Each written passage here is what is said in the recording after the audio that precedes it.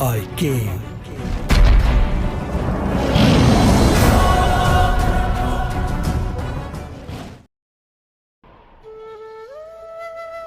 Hello दोस्तों, आज का हमारा कहानी है बुद्धि का बल। आखिर बुद्धि का बल कैसे होता है, हम इस एक छोटी सी कहानी के माध्यम से हम बड़ा सीख प्राप्त करेंगे। कहानी है, विश्व के महानतम दार्शनिकों में से एक सुकरात एक बार अपने शिष्यों के साथ बैठे कुछ चर्चा कर रहे थे। तभी वहाँ अजीबोगरीब वस्त्र पहने एक ज्योतिषी आ पहुंचा। वो सबका ध्यान अपनी ओर आकर्षित करते हुए बोला, मैं ज्ञानी हूँ। मैं किसी का चेहरा देखकर उसका चरित्र बता सकता हूँ। बताओ, तुम में से कौन मेरा इस विद्या को परखना चाहेगा? शिष्य सुकरात की तरफ देखने लगे। सुकरात ने उस ज्योतिषी से अपने बारे में बताने के लिए कहा। अब वह ज्योतिषी उन्हें ध्यान से देखने लगा। सुकरात बहुत बड़े ज्ञानी तो थे,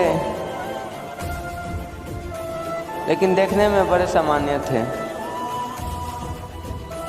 बल्कि इन्हें कुरूप कहना कोई अतिशयोक्ति ना होगी। ज्योतिषी उन्हें कुछ देर निहारने के बाद बोला, तुम्हारे चेहरे की बनावट बताती है कि तुम सत्ता के विरोधी हो। तुम्हारे अंदर द्रोह करने की भावना प्रबल है। तुम्हारी आंखों के बीच पड़ी सिकुड़ना तुम्हारे अत्यंत क्रोधी होने का प्रमाण देती है। ज्योतिषी ने अभी इतना ही कहा था कि वहां बैठे शिष्य अपने गुरु के बारे में ये बात सुनकर गुस्से में आ गए और उस ज्योतिषी को तुरंत वहां से जाने के लिए कहा। पर सुकरात ने उन्हें शांत करते हुए ज्योतिषी को अपनी बात पूर्ण करने के लिए कहा। ज्योतिषी बोला,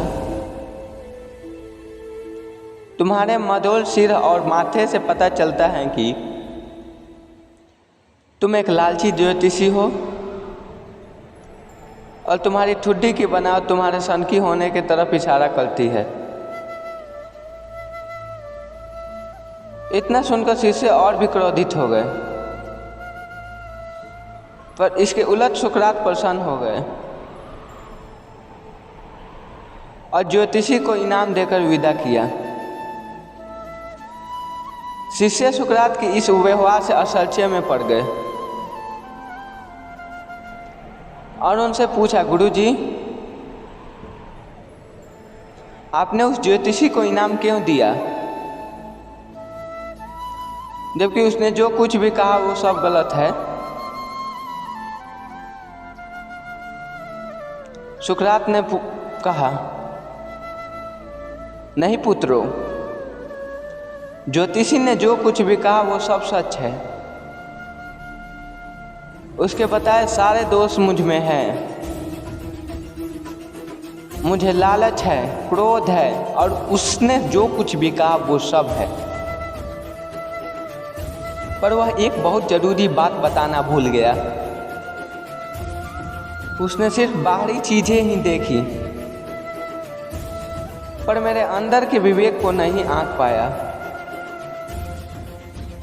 जिसके बल पर मैं इन सारी बुराइयों को अपने वश में किए रहता हूँ। बस वह यहीं चूक गया। वह मेरे बुद्धि के बल को नहीं समझ पाया। सुकरात ने अपनी बात पूर्ण की। इसलिए दोस्तों, यह प्रेरक प्रसंग बताता है कि बड़े से बड़े इंसान भी कमियां हो सकती हैं, पर यदि हम अपनी बुद्धि का प्रयोग करें तो सुकरात की तरह ही उन कमियों से पार पा सकते हैं। ठीक है दोस्तों, यहीं इस कहानी को समाप्त करते हैं।